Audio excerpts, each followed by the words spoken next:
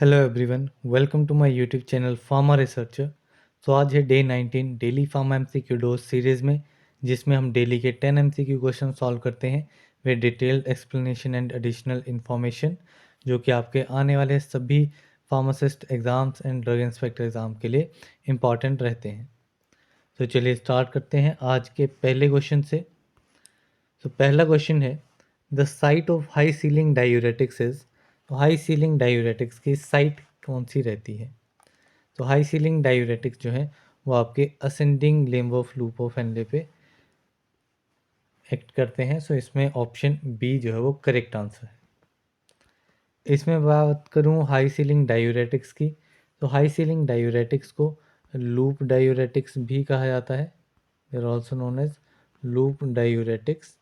And ये आपके sodium, potassium and chloride co transport के इनहिबिटर्स होते हैं। These are the inhibitors of sodium potassium chloride co transporter. एंड इनमें जो आपके ड्रग्स आते हैं हाई सीलिंग डायूरेटिक्स में, उसमें आपका फिरोसेमाइड, ये आपका मोस्ट इम्पोर्टेंट ड्रग है, इसके ऊपर काफ़ी बार क्वेश्चन पूछा जाता है। देन इसके अलावा ब्यूमेटानाइड एंड टोरेसेमाइड। सो ये डिफरेंट ड्रग्स आपके हाई सीलिंग डायूरेटिक्स यानी कि लूप डायूरेटिक क्लास के आते हैं। इसके अलावा कुछ और कैटेगरीज हैं, उनकी साइट्स हम डिस्कस कर लेते हैं। जैसे कि आपकी एक कैटेगरी आ जाती है थायाजाइड डायूरेटिक्स। एक कैटेगरी है आपकी थायाजाइड डायूरेटिक्स। ये आपके सोडियम क्लोराइड सिम्पोर्ट के इनहिबिटर हैं। दीज आर द इनहिबिटर्स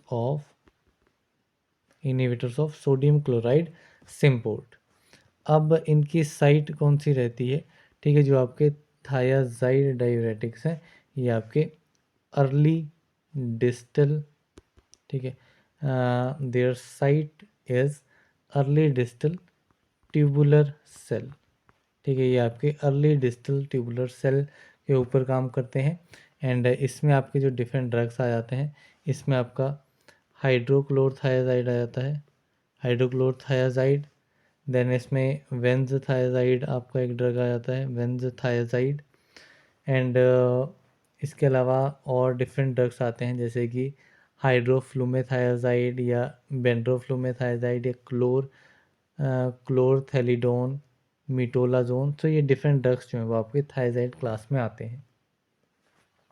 तो ये दो मेन क्लासेस हैं। इसके अलावा एक क्लास आपकी आती है पोटेशियम स्पेयरिंग डायूरेटिक्स। कौन सी आती है? पोटेशियम स्पेयरिंग डायूरेटिक्स, जो कि आपके कहाँ पे काम करते हैं?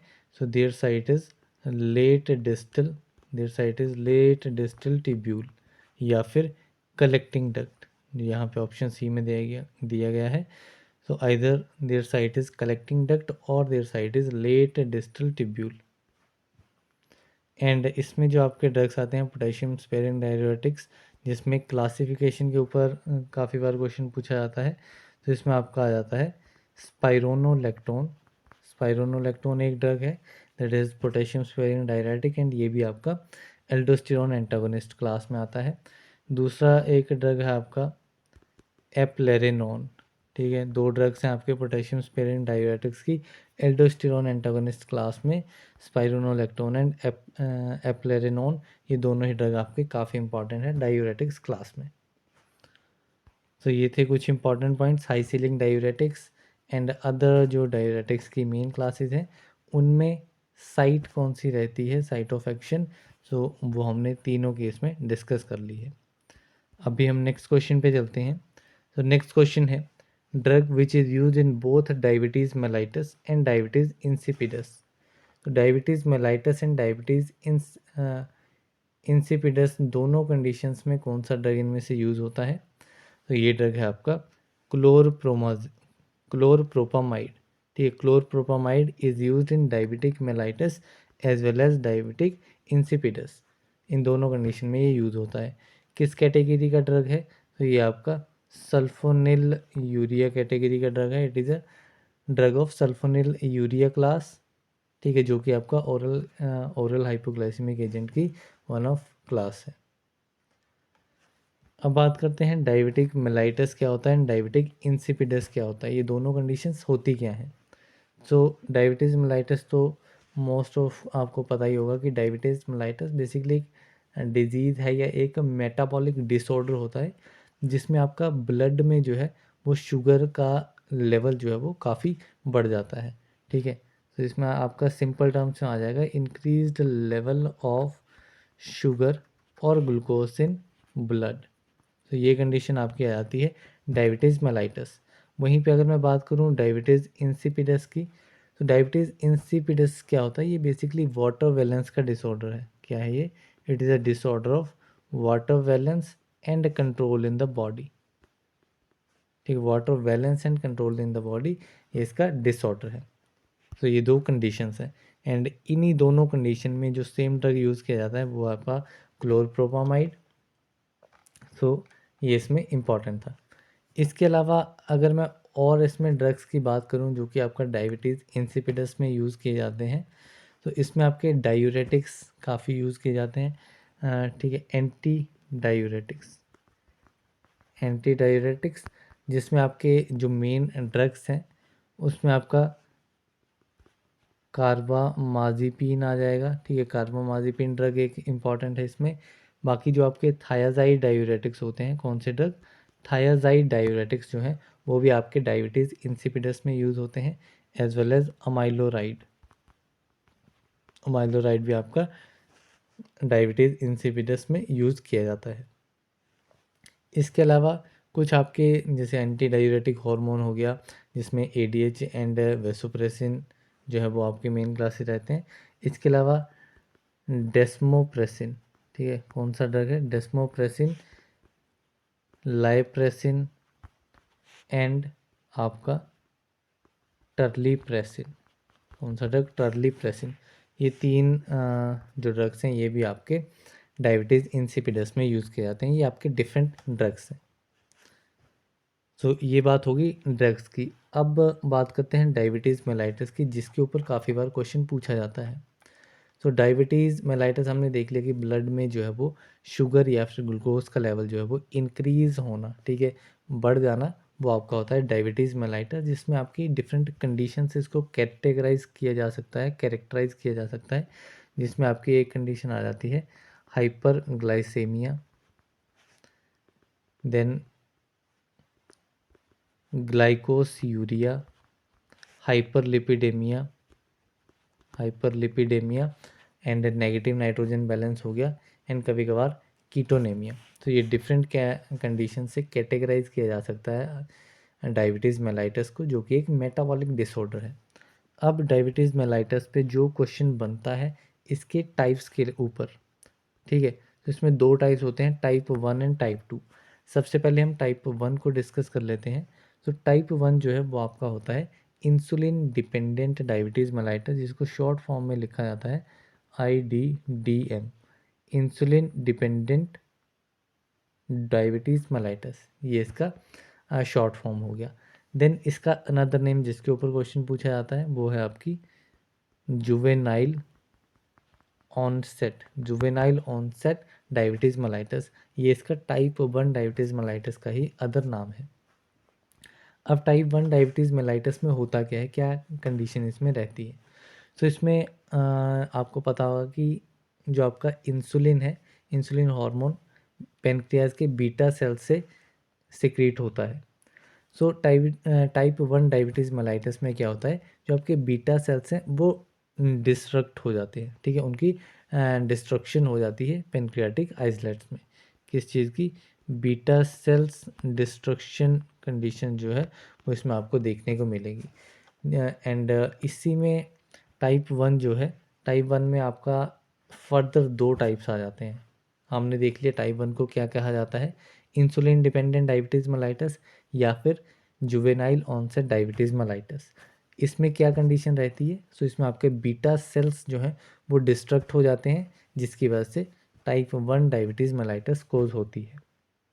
अब इसमें फर्दर दो टाइप्स की आती हैं, type 1A and type 1B। इन दोनों कंडीशंस को देख लेते हैं, टाइप 1A में क्या रहता है, टाइप 1B में क्या रहता है। तो टाइप 1A में क्या होता है, आपकी बीटा सेल्स के अगेंस्ट जो है वो एंटीबॉडीज़ बन जाती हैं। क्या बन जाती हैं? एंटीबॉडीज़ बन जाती हैं। मीन्स ये एक ऑटो इम्यून जो है वो ऑटो इम्यून डिसऑर्डर की तरह वर्क करता है।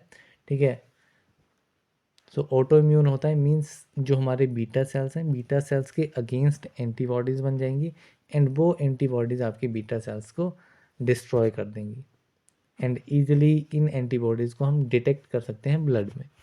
ये हो गया आपका टाइप 1A। टाइप 1B क्या है? ये आपका होता है इडियोपैथिक। ठीक है, ये नाम आपको याद रखने हैं। ऑटो इम्यून, इडियोपैथिक कौन कौन से रहते हैं? टाइप 1A आपका ऑटो इम्यून हो गया, टाइप 1B जो है वो आपका इडियोपैथिक हो गया। मीन्स इसमें कोई भी बीटा सेल एंटीबॉडी नहीं बनती है, लेकिन डिस्ट्रक्शन जो है वो इसमें भी आपको देखने को मिलती है। तो ये बात हो गई टाइप 1 डायबिटीज़ मेलाइटस के बारे में। अब हम बात करें टाइप 2 डायबिटीज़ मेलाइटस की। ठीक है, टाइप 2 डायबिटीज़ मेलाइटस क्या है? तो टाइप 2 डायबिटीज़ मेलाइटस को non insulin dependent diabetes mellitus भी कहा जाता है। शॉर्ट फॉर्म में मैं लिख देता हूँ NIDDM, that is non insulin dependent diabetes mellitus. Other नाम इसका जो है वो है आपका maturity onset diabetes mellitus. Another नाम क्या है? Maturity onset diabetes mellitus and non insulin dependent diabetes mellitus भी इसे कहा जाता है। अब इसमें होता क्या है? इसमें आपका बीटा सेल डिस्ट्रक्शन तो नहीं आती है, लेकिन बीटा सेल्स जो है, बीटा सेल्स में इम्पेयरमेंट, अब नॉर्मेलिटी आ जाती है। मीन्स एक अच्छे वे में आपके बीटा सेल्स जो हैं वो काम नहीं कर पाते हैं। मीन्स बीटा सेल्स क्या करते हैं? इंसुलिन की सिक्रीशन करते हैं। ठीक है, जब भी आपका शुगर लेवल्स जो है वो बढ़ता है तो बॉडी में शुगर की कंजम्पशन या ग्लूकोज की कंजम्पशन ज़्यादा होती है, तो वो इंसुलिन जो है वो उस शुगर मॉलिक्यूल को कन्वर्ट कर देता है आपका एंड मसल्स में उसको स्टोर किया जाता है। लेकिन अब नॉर्मेलिटीज़ आ जाती है बीटा सेल्स की, तो ये एक प्रॉपर वे में प्रॉपर टाइम पे जो है वो इसे पता नहीं लगता है कि कब इंसुलिन को सिक्रिएट करना है, कब ज़्यादा सिक्रिएट करना है, कब कम सिक्रिएट करना है। तो वो इसमें अब नॉर्मेलिटी आ जाती है, जिसकी वजह से आपको टाइप 2 डायबिटीज़ मेलाइटस कंडीशन जो है वो देखने को मिलती है। एंड 90% ऑफ द केसेस जो हैं इस टाइम पे वो आपके टाइप 2 डायबिटीज़ मेलाइटस के ही रहते हैं। तो ये दोनों कंडीशंस आपको पता होना चाहिए कि टाइप 1 डायबिटीज़ मेलाइटस हम कब कहेंगे, टाइप 2 डायबिटीज़ मेलाइटस कब कहेंगे। एंड दोनों में हमने डिफरेंसेस देख लिए, नाम देख लिए। तो यही इसमें मोस्ट इम्पॉर्टेंट है डायबिटीज़ मेलाइटस के बारे में। सो अभी हम नेक्स्ट क्वेश्चन पे चलते हैं। नेक्स्ट क्वेश्चन है terpenoids and carotenoids are synthesize from. So terpenoids and carotenoids कहाँ से सिंथेसाइज होते हैं? तो they are synthesize by the mevalonic acid pathway. ठीक है, मेवेलॉनिक एसिड पाथवे या फिर acetyl coenzyme A pathway भी से कहा जाता है। एस को एंजाइम पाथवे से नहीं कहा जाता है। मेवेलॉनिक एसिड पाथवे और acetyl coenzyme A pathway. So ये दो नाम है इसके, जहाँ से टर्पेनोइड्स और कैरोटिनोइड्स जो हैं वो सिंथेसाइज होते हैं। अब इसके अलावा एक इम्पॉर्टेंट पाथवे आपका इसमें रहता है फार्माकोग्नोसी में, जो कि है आपका शिकमिक एसिड पाथवे। ठीक है, तो इसके जो प्रोडक्ट्स हैं, प्रोडक्ट्स के ऊपर काफ़ी बार क्वेश्चन पूछा जाता है कि शिकमिक एसिड पाथवे के प्रोडक्ट्स क्या हैं। तो इसके जो प्रोडक्ट्स हैं उसमें आपका आ जाता है ट्रिप्टोफैन, फिनाइल एलानिन इसमें आ जाता है एंड तीसरा आपका आता है टाइरोसिन। तो ये तीन इसके मेन फाइनल प्रोडक्ट्स हैं जो आपके शिकमिक एसिड पाथवे के रहते हैं। इसके ऊपर क्वेश्चन बनता है। एक क्वेश्चन बनता है आपका कॉरिस्मिक एसिड पे के ऊपर। ठीक है, कॉरिस्मिक एसिड के ऊपर। तो कॉरिस्मिक एसिड भी आपका शिकमिक एसिड पाथवे का ही इंटरमीडिएट रहता है। अब यहाँ पे काफ़ी क्वेश्चंस जैसे आपका ये हो गया कि कहाँ से सिंथेसाइज होता है, तो वैसे ही सिमिलर टाइप के क्वेश्चन फार्माकोग्नोसी में जो बनते हैं वो आपके अल्कोलॉइड्स या डिफरेंट स्टार्टिंग मटेरियल्स के ऊपर बनते हैं। तो उन स्टार्टिंग मटेरियल्स को हम यहाँ पे डिस्कस कर लेते हैं। जैसे कि आपका एक आपका हो गया ट्रिप्टोफैन। ट्रिप्टोफैन अल्कोलॉइड है। ट्रिप्टोफैन जो है वो आपका स्टार्टिंग मटेरियल होता है किस टाइप के अल्कोलॉइड्स के लिए? So it is a starting material for indole alkaloids.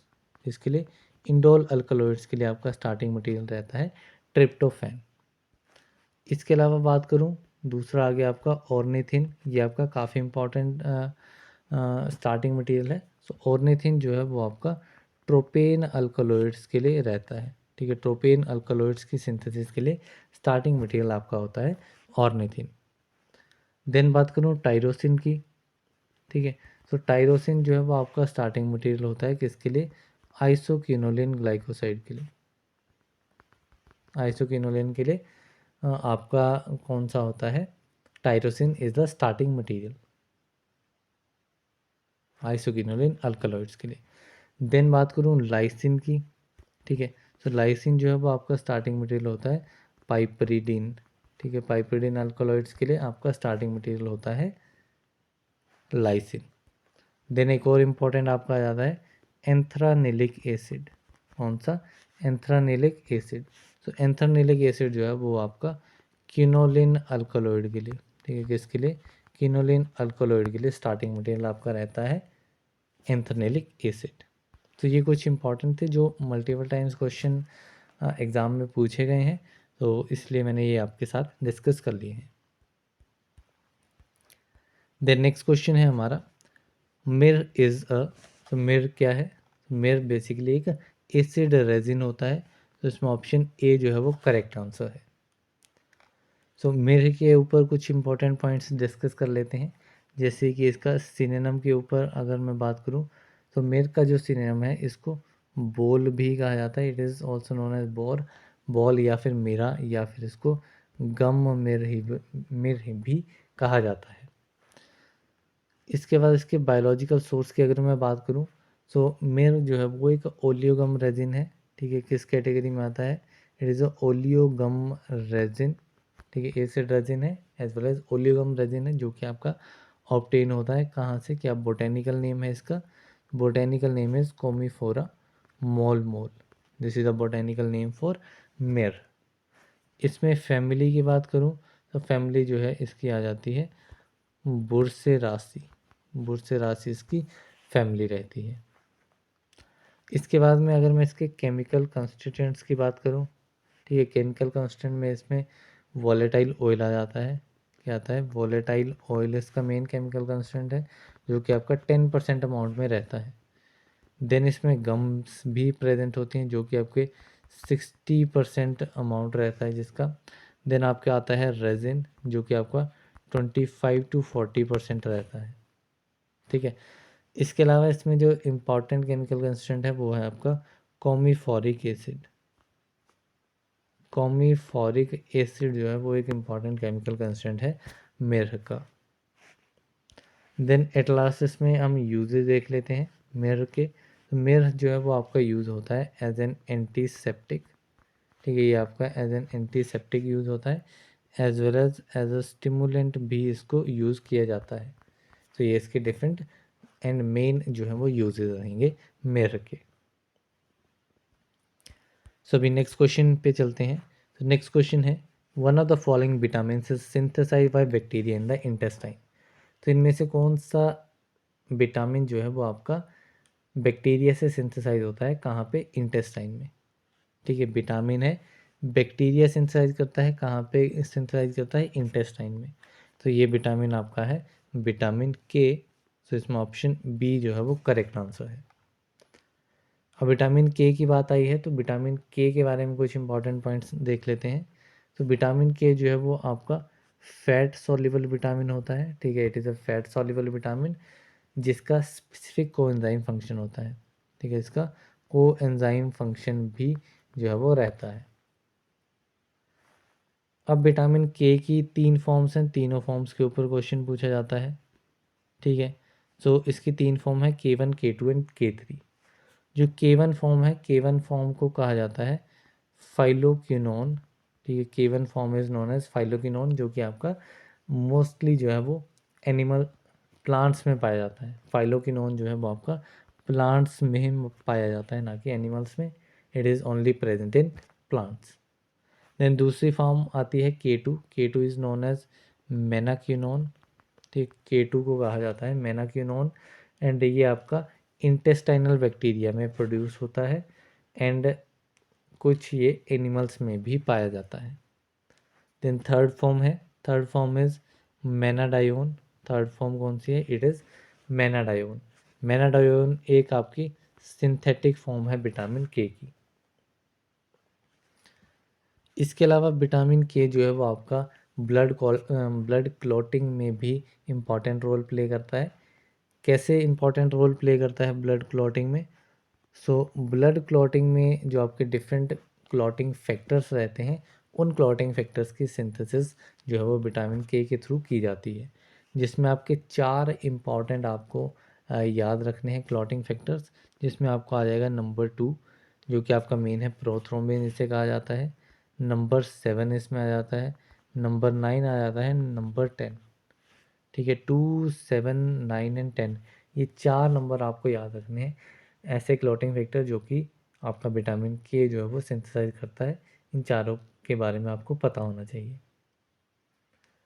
Then इसके अलावा अगर मैं इसके डाइटरी सोर्सेज की बात करूं, ठीक है, किसके सोर्सेज, विटामिन के, तो विटामिन के जो है वो आपका डिफरेंट ग्रीन वेजिटेबल्स में मिलता है, ठीक है, कहाँ पे मिलता है, ग्रीन वेजिटेबल्स जो है these are the rich source of vitamin K, जिसमें आपका कॉलीफ्लावर हो गई, कैबेज हो गई, टोमेटोज़ हो गए, स्पाइनक हो गए, तो ये डिफरेंट आपके ग्रीन वेजिटेबल्स हैं जो कि एक गुड सोर्स है विटामिन के का।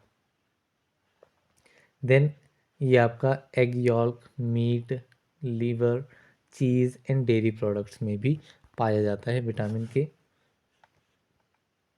इसके अलावा इसकी डेफिशिएंसी है, क्योंकि डेफिशिएंसी के ऊपर तो हर बार क्वेश्चन पूछा आता है डिफरेंट विटामिन के, तो विटामिन के की डेफिशिएंसी भी एक बार देख लेते हैं। तो विटामिन के जो है उसकी डेफिशिएंसी से आपका क्या होता है, जो एक्टिव प्रोथ्रोम्बिन होता है सर्कुलेशन में, ब्लड सर्कुलेशन में, उसकी कमी आ जाती है। डिक्रीज्ड एक्टिव प्रोथ्रोम्बिन, ठीक है, decreased active prothrombin in circulation, ठीक है, बॉडी सर्कुलेशन में प्रोथ्रोम्बिन का लेवल जो है वो डिक्रीज हो जाएगा, जिसकी वजह से क्या होगा कि ब्लड कोगुलेशन पे अफेक्ट पड़ेगा, एंड जो ब्लड क्लॉटिंग टाइम है, ठीक है, ब्लड क्लॉटिंग टाइम जो है वो आपका इंक्रीज हो जाएगा, ठीक है, ब्लड क्लॉटिंग टाइम इंक्रीज हो जाएगा। तो ये इसमें आपको मेन जो है वो डेफिशिएंसी सिंड्रोम देखने को मिलेगा।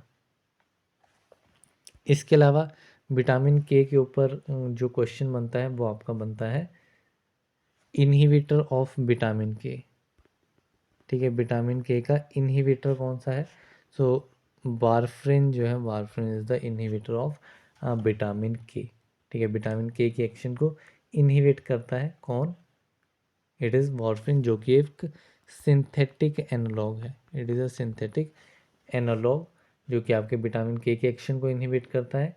इसके अलावा एक क्वेश्चन इसमें बनता है कि एंटागोनिस्ट ऑफ विटामिन के, ठीक है, इनहिबिटर हमने देख लिया, तो एंटागोनिस्ट ऑफ विटामिन के कौन सा है, तो एंटागोनिस्ट में आपका मेन जो है वो आपका आ जाता है हिपेरिन।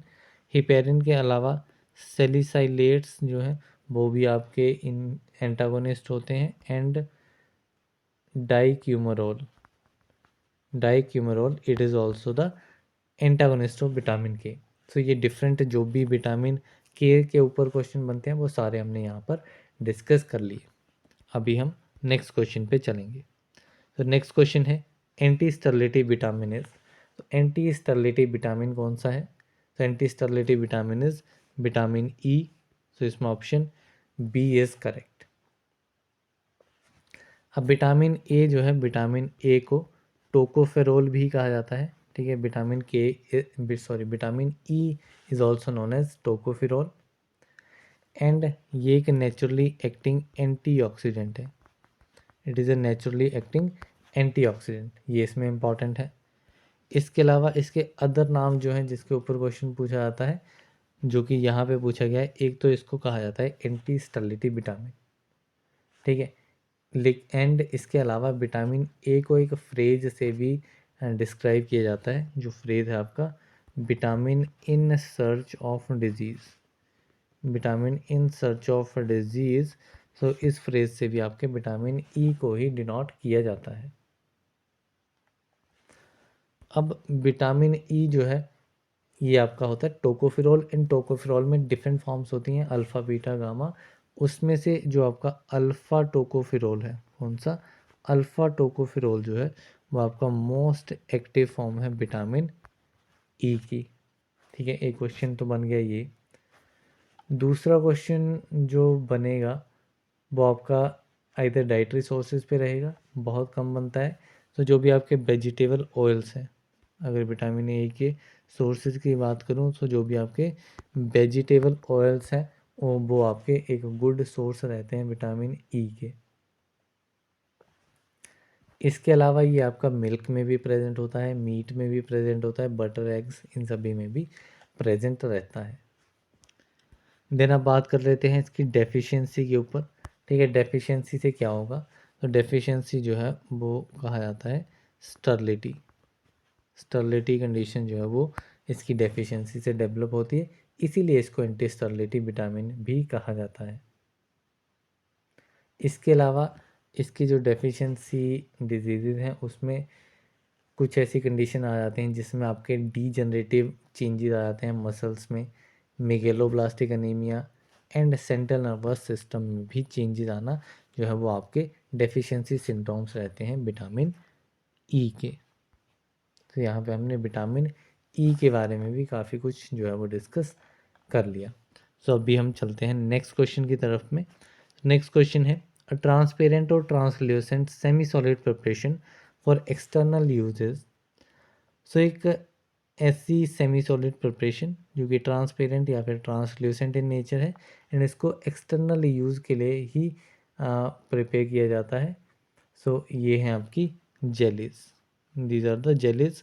तो इसमें ऑप्शन डी जो है वो करेक्ट आंसर है।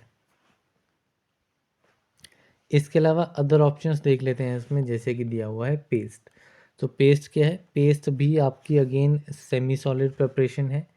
ठीक है, लेकिन एंड एक्सटर्नल एप्लीकेशन के लिए इंटेंट की जाती है टू द स्किन। ठीक है, स्किन पे एक्सटर्नल एप्लीकेशन के लिए इंटेंट की जाती है semi solid doses form. And ये बेसिकली जनरली काफ़ी थिक एंड स्टिफ जो है वो इनका नेचर रहता है। इसके अलावा पेस्ट के ऊपर दो इम्पोर्टेंट क्वेश्चंस हैं जो आपके देखने को मिलेंगे कि पेस्ट जो है वो सेमी सॉलिड प्रिपरेशन है, किस टाइप की प्रिपरेशन है, तो ये आपकी कंसनट्रेटेड सस्पेंशन रहती है। ठीक है, it is a paste is a semi solid preparation which is a concentrated suspension. एक क्वेश्चन इस पे ये काफ़ी इंपॉर्टेंट है। दूसरा है कि जो आपके पेस्ट हैं वो किस टाइप की फॉर्म है। ठीक है, तो पेस्ट जो है वो आपकी ऑइंटमेंट की फॉर्म है, it is a form of ointment. So एक क्वेश्चन इस पे ये बनता है। तो पेस्ट के केस में आपको दोनों चीज़ें याद रखनी है, एक तो ये कंसनट्रेटेड सस्पेंशंस है और दूसरा ये it is a type of ointment. तो ये कुछ इसमें इम्पॉर्टेंट था। देन बात करूँ क्रीम्स की, तो क्रीम्स जो हैं वो भी आपके सेमी सॉलिड डोजेज फॉर्म्स होते हैं जिसमें एक या फिर एक से ज़्यादा सब्सटेंसेस जो हैं उन्हें डिज़ोल्व किया जाता है एक सूटेबल बेस में। ठीक है, एक सूटेबल बेस में जो है वो आपके एक या फिर एक से ज़्यादा ड्रग सब्सटेंसेस को डिज़ोल्व किया जाता है। एंड इसके ऊपर जो इम्पोर्टेंट क्वेश्चन बनता है कि इसका क्या नेचर रहता है। तो क्रीम्स जो है वो बेसिकली आपकी इमल्शंस होती हैं। ठीक है, these are basically emulsions. Paste हमने देखा, पेस्ट क्या होता है, पेस्ट आपका ऑइंटमेंट या फिर कंसनट्रेटेड सस्पेंशन की फॉर्म्स होती हैं। क्रीम्स जो हैं वो आपकी इमल्शंस की फॉर्म है। अब क्रीम्स के ऊपर दो क्वेश्चन बनते हैं, एक आपका आता है oil in water type creams and दूसरा आपका आता है water in oil type creams.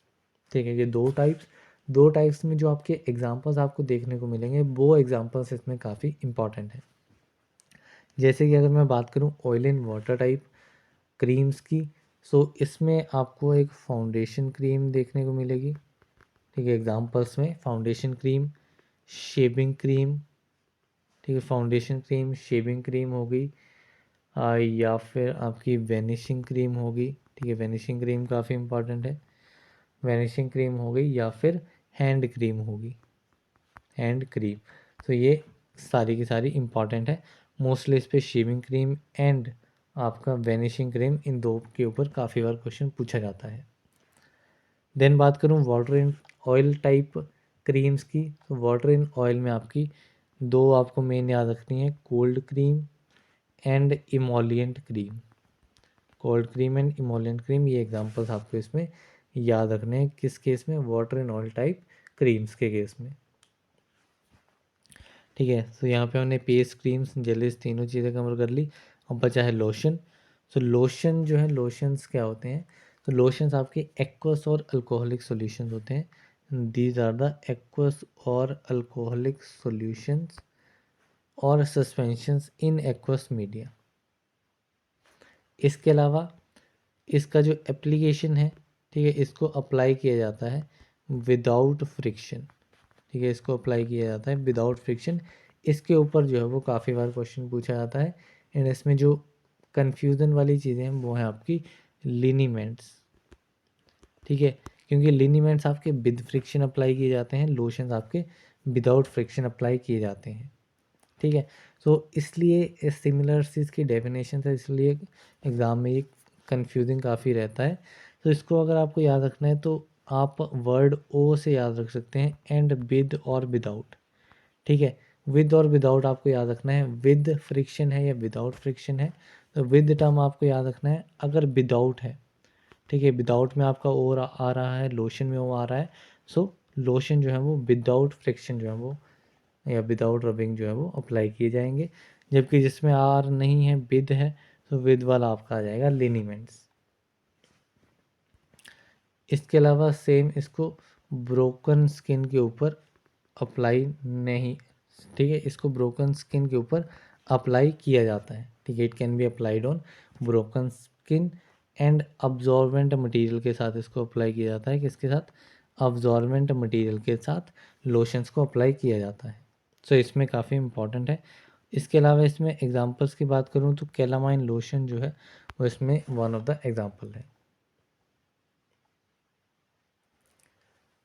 तो यहाँ पे हमने चारों ऑप्शंस के बारे में जो भी इंपॉर्टेंट पॉइंट्स है वो हमने डिस्कस कर लिए। अभी हम चलते हैं नेक्स्ट क्वेश्चन की तरफ में। तो नेक्स्ट क्वेश्चन है, सिमेको इज कम्बिनेशन एंटासिड कंटेनिंग। तो सिमेको जो है वो एक एंटासिड है, एक कम्बिनेशन एंटासिड है जिसमें क्या क्या इसकी कंपोजिशन रहती है। तो सिमेको में जो कंपोजिशन रहती है उसमें आपका एल्युमिनियम हाइड्रोक्साइड, मैग्नीशियम कार्बोनेट, कोडाइड जल आ जाएगा, एंड मैग्नीशियम हाइड्रोक्साइड एंड डाइमेथिकॉन। तो ये इसकी केमिकल कंपोजिशन रहेगी सिमेको एंटा एसिड की। तो इसमें ऑप्शन डी जो है वो आपका करेक्ट आंसर रहेगा।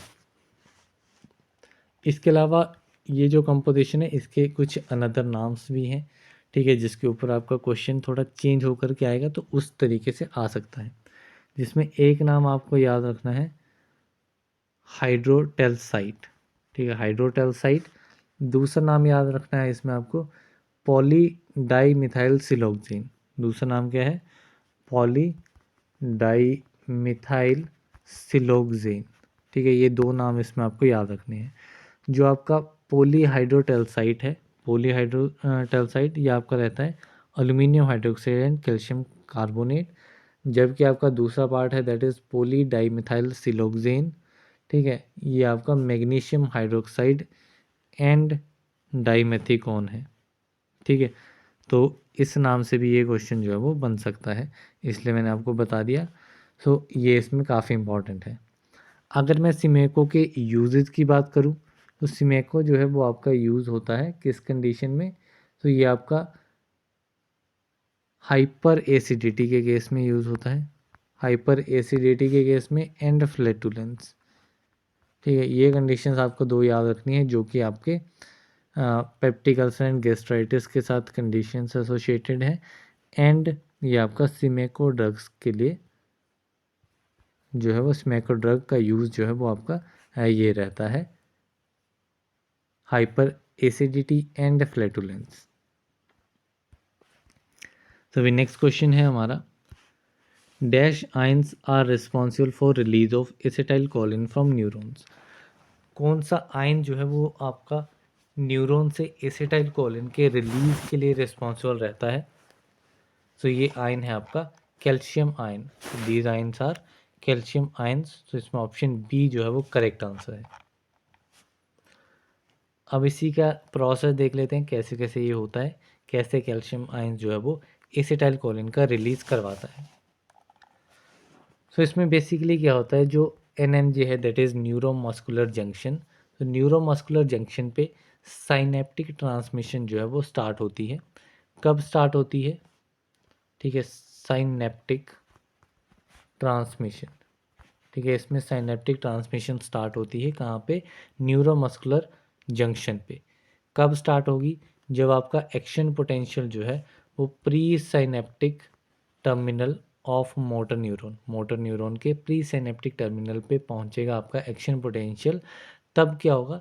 तब आपका जो वोल्टेज गेटेड कैल्शियम चैनल है, ठीक है, वोल्टेज गेटेड कैल्शियम चैनल जो है वो आपका एक्टिवेट हो जाएगा, जिसकी वजह से जो कैल्शियम आयंस है वो आपके न्यूरॉन्स में एंटर करने लगेंगे।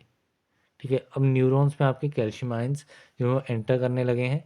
सो इस केस में क्या होगा, जो आपका साइनेप्टिक वेसिकल है, कौन सी टर्म यूज़ कर रहा हूँ? Synaptic vesicles. तो साइनेप्टिक वेसिकल्स जो है इसके ऊपर आपके सेंसर प्रोटीन्स रहेंगे। तो जो आपका कैल्शियम आयन यहाँ पे न्यूरॉन्स में एंटर किया है वो आपका बाइंड कर जाएगा यहाँ पे सेंसर प्रोटीन के ऊपर, जो कि आपके साइनेप्टिक वेसिकल्स पे अटैच है। अब इसकी अटैचमेंट बाइंडिंग के साथ क्या होगा, बाइंडिंग होने की वजह से जो वेसिकल फ्यूज़न है, ठीक है, वेसिकल फ्यूज़न जो है वो आपकी ट्रिगर कर जाएगी, स्टार्ट हो जाएगी, जिसमें आपका एसिटाइल कोलिन जो है वो आपका रिलीज़ हो जाएगा। ठीक है, मोटर न्यूरॉन से रिलीज़ हो जाएगा कहाँ पे? साइनेप्टिक क्लेफ्ट पे। ठीक है, साइनेप्टिक क्लेफ्ट पे ये न्यूरॉन्स से एसिटाइलकोलिन रिलीज होकर के यहाँ पे जाएगा। सो इस पूरे प्रोसेस में कौन सा आयन इन्वॉल्व रहा? तो इसमें पूरे प्रोसेस में आपका कैल्शियम आयन जो है वो रिस्पॉन्सिबल रहा, किसके लिए? एसिटाइलकोलिन के रिलीज के लिए फ्रॉम द न्यूरॉन्स। सो ये इसमें प्रोसेस है कि कैसे कैसे ये आपका रिलीज होता है एसिटाइलकोलिन। The next question है the applicability of Noyes-Whitney equation is to describe the। so Noyes-Whitney equation जो है वो किसको डिस्क्राइब करने के लिए यूज़ की जाती है? so Noyes-Whitney equation आपको जब भी याद आएगा so it is dissolution rate. ठीक है, dissolution rate and Noyes-Whitney equation, इसके ऊपर काफ़ी बार डिफरेंट फॉर्म्स में क्वेश्चन पूछा जाता है। कभी कभार डिसोल्यूशन रेट का पूछ लिया जाता है कि डिसोल्यूशन रेट को कैसे डिटरमाइन करेंगे, या इस क्वेश्चन की तरह पूछ लिया जाता है जिसमें डायरेक्ट इक्वेशन का पूछ लिया जाता है। तो dissolution rate and noise-Whitney equation ये आपको याद रखना है। इसमें एक फॉर्मूला रहता है नॉइज़-व्हिटनी इक्वेशन के लिए, जो कि फॉर्मूला आपका रहता है D C by D T is equal to K S C S minus C F. तो ये आपका एक फॉर्मूला रहता है नॉइज़-व्हिटनी इक्वेशन का, जिसमें आपका D C by D T क्या है? D C by D T is rate of dissolution. D C by D T क्या है? Rate of dissolution. ठीक है, के क्या है? के आपका आ जाता है डिसोल्यूशन रेट कांस्टेंट। एस आता है आपका सरफेस एरिया। एस क्या है? S is surface area. C S क्या है? सी एस आपकी कंसंट्रेशन होती है ड्रग की in immediate proximity of dissolving particle. Then आपका जो सी एफ है, सी एफ आपकी कंसंट्रेशन होती है ड्रग की इन बल्क फ्लूइड। तो ये इसकी डेफिनेशन। अब इसमें एक क्वेश्चन आता है कि पार्टिकल साइज जो है या फिर सरफेस एरिया बढ़ने की वजह से या घटने की वजह से डिसोल्यूशन रेट के ऊपर क्या इफ़ेक्ट पड़ता है। तो इस केस में हमने देखा कि सरफेस एरिया तो आपका डायरेक्टली प्रोपोर्शनल है। ठीक है, सो जैसे जैसे आपका सरफेस एरिया बढ़ेगा आपका जो है डिसोल्यूशन रेट भी इंक्रीज़ हो जाएगा। अब क्या होता है, जो पार्टिकल साइज़ है, पार्टिकल साइज़ जितना छोटा रहेगा, ठीक है, पार्टिकल साइज़ जितना छोटा रहेगा उतना ही ज़्यादा उसका सरफेस एरिया बढ़ेगा। तो क्या होगा, जितना ज़्यादा छोटा पार्टिकल साइज़ है सरफेस एरिया उतना बढ़ गया। अब सरफेस एरिया बढ़ने की वजह से क्या होगा, डिसोल्यूशन रेट भी आपका हाई रहेगा। सो ये इसमें एक इम्पॉर्टेंट एडिशनल पॉइंट है। तो यहाँ पे 10 क्वेश्चंस आज के कंप्लीट हो गए हैं। So that's all for this video. Thank you very much.